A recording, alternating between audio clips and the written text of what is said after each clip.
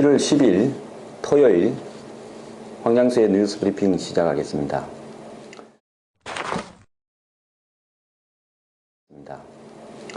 자, 유승민 사태 이후에 일제히 개헌론자들이 국회에서 들고 일어났습니다. 어제 김기남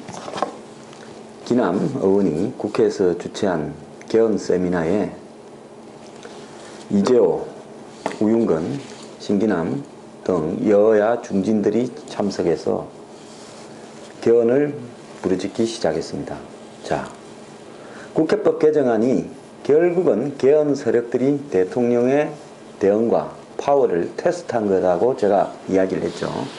자, 김무성 대표가 새누리당 내부에 일제히 항구령을 내렸는데도 불구하고 유승민 원내대표가 물러난 지 불과 하루 만에 이제 개헌 세력들이 일제히 나서서 개헌을 주장하는 세미나를 하고 노골적으로 개헌을 추진하자고 떠들고 있습니다. 이재호 의원 같은 경우에는 세월호나 메르스 사태가 났으면 내각이 총사퇴해야 되는데 대통령 중심제 때문에 내각이 사퇴하지 못하고 이 책임을 지지 않는 거다. 그래서 이거 고쳐야 된다. 그리고 유승민 사태도 결국은 대통령의 말 한마디에 왕조시대 같이 당이 움직이는 거 아니냐. 이런 대통령제를 고쳐야 된다. 내년 총선에서 결국 개헌도 같이 국민한테 물어서 2017년 대통령 선거는 바뀐 개헌법에 의해서 즉 이원 집정부제 대통령을 선출해야 된다. 이런 뉘앙스로 이야기를 했습니다. 자, 이제 본격적으로 개헌을 우후죽순으로 여야에서 들고 나올 겁니다. 국회에 개헌 추진 모임에는 155명의 의원이 들어가 있습니다. 지금 개헌 세력들은 국회 표결로 개헌을 하게 되면 이번에 국회법 개정안에서 211명이 투표했지 않습니까? 찬성을 했죠. 새누리당에도 97명이 찬성을 했습니다. 자, 지금 한 설문조사에, 언론의 설문조사에 230명 이상의 의원들이 개헌을 찬성하고 있다. 그 개헌도 이원 집정부제적 개헌이나 내각제 개헌입니다. 자, 이래서 일제히 국회의원들은 개헌을 들고 나오고 국회에 개헌 특위를 만들어야 된다. 즉 내년 총선에 국회의원 정수를 어떻게 할 것인가, 선거구제를 어떻게 할 것인가. 지난번에 헌재에서 1:2 이상의 인구 편차가 있는 지역은 위헌이다라고 이야기했기 때문에 지금 선거구제를 붙이고 떼고 다시 조정해야 되지 않습니까? 이런 부분에서 선거법과 관련되는 특위를 만들어야 되는데 그 특위를 만들 때 개헌 특위도 같이 만들자고 지금 주장하고 있는 겁니다. 자, 이제 본물을 열어 제끼고 아마 여야에서 친이 비박, 야당에서 비노들이 개헌을 발의할 겁니다. 심지어 야권에서 지금 이루어지고 있는 다양한 탈당으로 지금 야권에는 뭐 어제도 100여 명 이상이 탈당한 걸로 알고 있습니다. 주요 당직자 출신들이요. 그래서 이 사람들이 이제 밖에서 계속 모여가지고 아마 이 새로운 비노 중심의 당을 만들려고 할 건데요. 이 당이 결국은 여차하면 새누리당에서 이탈하는 비박 친이 세력들도 포용할 수 있다. 이런 쪽으로 가면서 결국 개헌 세력들이 한 당을 만들려고 할 가능성도 있다는 겁니다.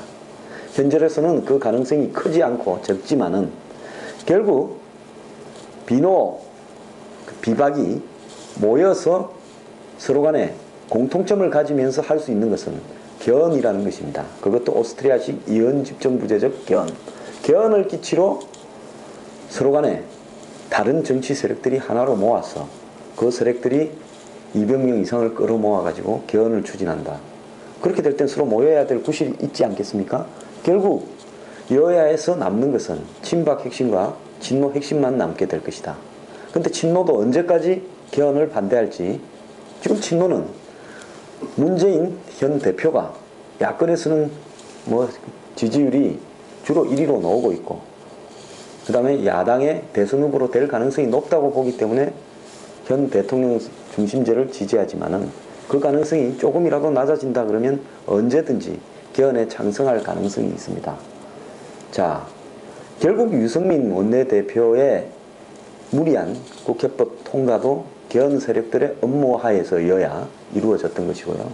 이제 그 개헌 세력들이 유승민이라는 부분이 속에서 박 대통령도 상처를 좀 입었고 국민들 다수가 유승민 편에 섰다 이렇게 판단 착오를 하면서 본격적으로 개헌을 노골적으로 떠들자. 이제 대통령이 우리 보고 개헌하라 마라 한다 하더라도 하겠다 이렇게 놓을 겁니다. 당분간 야권 의원들이 주로 개헌을 많이 주장하고 여권에서는 내놓고 하는 이재호 의원 등이 가세하면서 점차적으로 세력을 넓혀가려고 할 겁니다.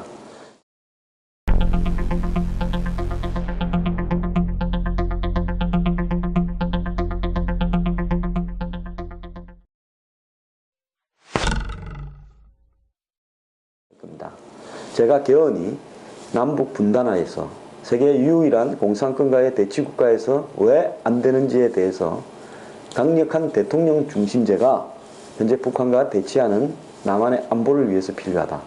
특히 또 더 나아가서 경제 부분에 있어서 한국과 같이 슈퍼자본주의, 즉 기득권 세력, 재벌 세력들의 힘이 세고 언론의 영향력이 큰 나라에서 오스트리아식 이원집정부제적 개헌을 가게 된다면 아마 기득권 세력들이 분산된 권력들을 다 포섭해서 자기들 하고 싶은 대로 법을 만들 수 있기 때문에 부패가 척결되고 북한이 통일될 때까지는 이원집정제 부제 개헌이라든지 대통령 중심제가 아닌 여하한 권력을 나누는 여당 야당이 없는 형태의 개헌은 굉장히 위험하다고 말씀드린 바가 있습니다.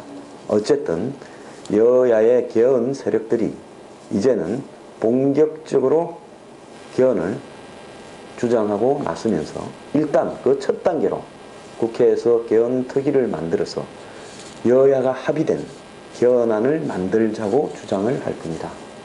자, 박 대통령은 이제 이런 개헌 세력에 대해서 과거처럼 경제가 지금 어려운데 경제가 우선이다 이렇게 말을 할 것이 아니라 왜 저런 여야의 야합 위주의 분권적 개헌, 이원집정부제적 개헌이 안 되는가에 대해서 한국 현실에서 직접적으로 공격을 하고 내가 생각하는 개헌은 예를 들어서 대통령 중임제 개헌이라든지 원포인트 개헌이다. 이 사람들과는 완전히 다르다. 하지만은 결국 어떤 형태로든지 개헌이 필요하다라고 이야기하는 순간에 개헌 세력들에게 말리기 때문에 지금은 어떤 개헌 방향에 대해서 서로 의견이 다르다고 주장할 게 아니라 지금 여야의 저런 이원집정부제, 분권적 권력 분산형 개헌은 한국 현실에 맞지 않고 결국은 한국의 안보를 해치고 부패를 더 가속화시킬 수 있다는 부분을 정면으로 주장하는 것이 좋을 것 같습니다.